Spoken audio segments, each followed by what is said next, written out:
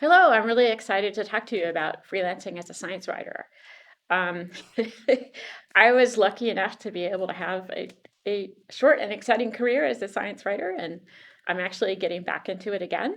And so I would love to give you some insights that I learned.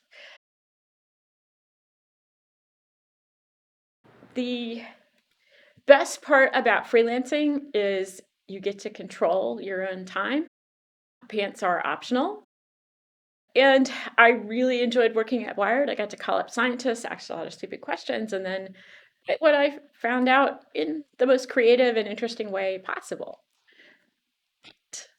There's a lot you need to know before you start freelancing. And I think a lot of people got a flavor of what freelancing is like in 2020. You work from home. Home is not always the best environment to work in. Home is where your refrigerator is and your bed, and snacking and naps are not good at paying bills. On the other hand, the ability to structure your own work and family schedules as you like is pretty great. And I really only have 14 minutes, so I can only just barely skim the topic. And so I want to start. It's going to kind of be a little bit of a dated up, but I want to start by mentioning that your greatest resource is other writers. And the National Association for Science Writers has a massive resource base free to use. And if you are seriously going to make a go of it as a science writer, it is very much worth joining the Science Writers Organization. These are very reasonable, and it is super, super helpful. So many free resources.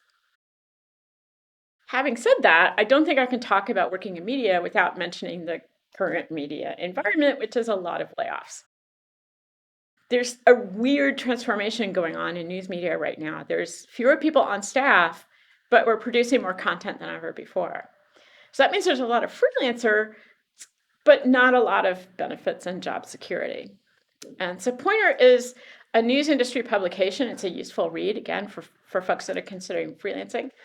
They have an entire section on their website that just covers media layoffs. On the other hand, there has been a rise in media that isn't tied to traditional newsrooms. So there's big growth in things like online courses and video. Those need scripts as well. So being open to new types of communication beyond just traditional news is going to be a good idea.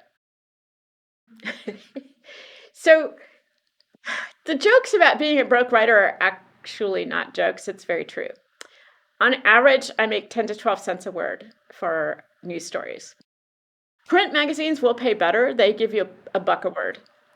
So that's the going rate. Think about how much you're going to have to write each month to pay your bills as a writer. And the pay professional writers receive is usually less than minimum wage. So my individual advice would be to start with as much in your savings account as you can save, and absolutely choose to live in an Obamacare state, because then you can have health insurance. And the other part of it is to recognize that you have to write and pitch stories on spec. And well, what is on spec? That means you have to do the work before you actually get paid. You don't get paid until the piece publishes. And if something happens and the story gets killed, you may not actually get paid for the work that you've done. So even places that pay a buck a word, it's not going to add up, especially if you have to do things like international calls, if you have to buy software. The other thing is, if you're supposed to do a really in-depth story, what are you supposed to eat and live on when you're spending all the time doing that? So this data is from the Freelancers Union, which is another fantastic resource for freelancers. And yeah, again, this is be prepared for knowing that this is going to happen. So the hardest part of being a freelancer is that anytime you are not working, you are not making income. So you have to be very good at managing multiple stories at multiple outlets, billing for your stories, and pitching new stories so that your income is continuous. And the thing I struggle with the most is that I am not a fast writer. And that absolutely affected my income. And I never really got faster. I did get a more streamlined process, but still it was something that was a constant challenge for me. And it's important to recognize as a newbie is that most authors do not support themselves exclusively by their writing income. I could not have made a living on what I made as a science writer. I completely supplemented my income by building websites and social media contracts. Being prepared to have multiple sources of income is the way to go. And this is the adding insult to injury section. When you work for someone else, your employer pays your Social Security and Medicare taxes. When you're self-employed, you have to pay the whole thing. That is 15% of your income, which we've already established is not a lot of income. And you are required as a freelancer to make estimated tax payments through the year on the income that you may or may not have. If you don't make your advance payments, then you pay a penalty. It's pretty annoying. And recent changes to freelancer laws in California and other states were directly targeted at things like Lyft and Uber drivers. They ended up also affecting freelance writers. So that's something to definitely keep in mind. Contracts are a really important part of freelancing. Read everything before you sign it. I was super lucky. Wired gave me a very generous contract, and copyright reverted back to me after a year. So I could use those stories in a book. I could republish them if I wanted to.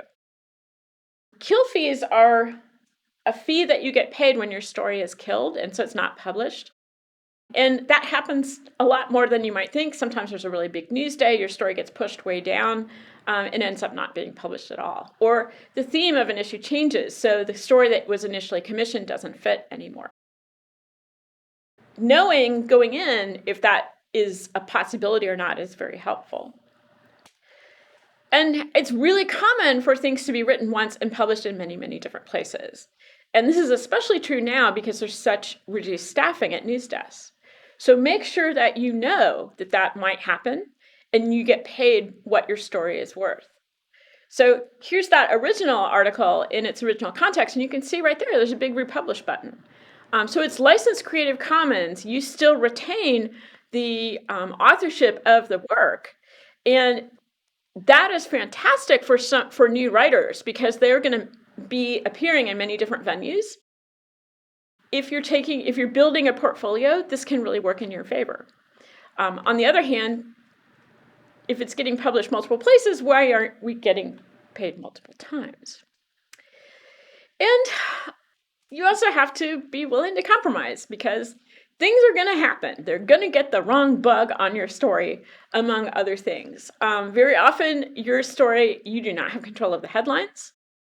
They will write your story with two completely different headlines and do some testing. So which one gets the most clicks from social media, and that becomes the permanent headline.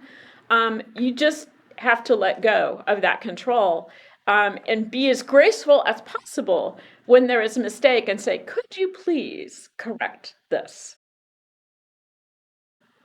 That can be hard because, your name is on the story and the story has the obviously wrong animal.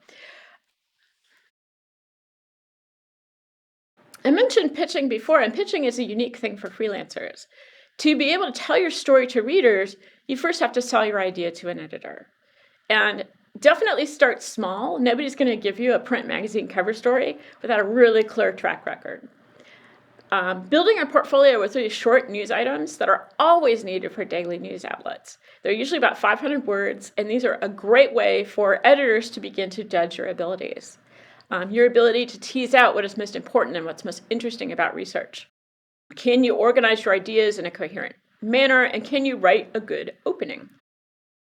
So these are ways that most writers get started, is in these smaller ones. The Open Notebook is a fantastic resource. You can see both the pitch emails that writers wrote and then the final story. So it helps you learn a lot about how to write a good pitch. And since I'm talking about the actual writing part of being a freelance writer, I don't have time for that either. So I'll just point you to some resources. I happen to have a handy PDF checklist published. Oops, my head is blocking the QR code. And so check that out. And again, the Open Notebook is a fantastic resource. they have a feature called Storygram, where they basically take an article apart sentence by sentence and show you how the story works and how it was built. This is an article on bark beetles, but you wouldn't know this from just this title, The Tree Coroners. It's CSI for trees. There's lots of resources out there. Ultimately, it's like anything else in life. It's who you know is more important than what you know. Who is accepting pitches? Who knows what videos need scriptwriters? Everybody needs stuff to be written. The challenge is finding the right niche for you that works really well with your particular style of writing and also pays you so you can make a living. The longer you write, the better you'll understand your style and your voice. The science writing community is incredibly helpful and kind. They are very open in sharing with their advice. Don't be afraid to ask for advice. We would love to help you.